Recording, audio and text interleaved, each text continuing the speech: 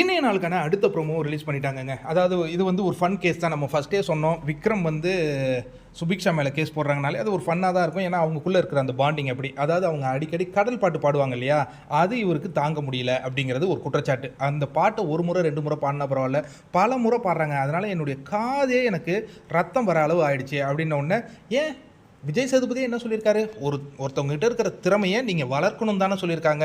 அப்போ அவங்களுடைய திறமையை அவங்க வளர்த்துக்கிட்டு இருக்காங்க, இது தப்பே இல்லையேன்னு இவங்க பார்வதியும் அந்த பாடலை நடனம் ஆடி அவங்க செய்கிறாங்க.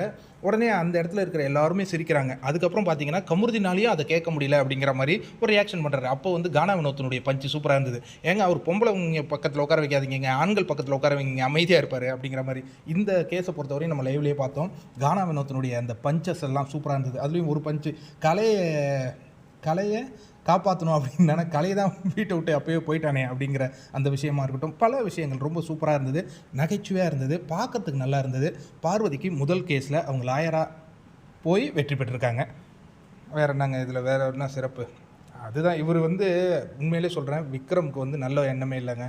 அந்த பொண்ணு தன்னுடைய திறமையை வளர்த்துக்கிட்டு இருக்குது, அதை வந்து பொறாமையாக பண்ணி கேஸ் போடுறாருல, எவ்வளோ ஒரு எழி புத்தி. இவரை மட்டும் எல்லாரும் வக்கீலாக வச்சுக்கினே இருக்கணுமா, மற்றவங்களுக்கு மட்டும் திறமையை வளர்க்கவே கூடாதான்.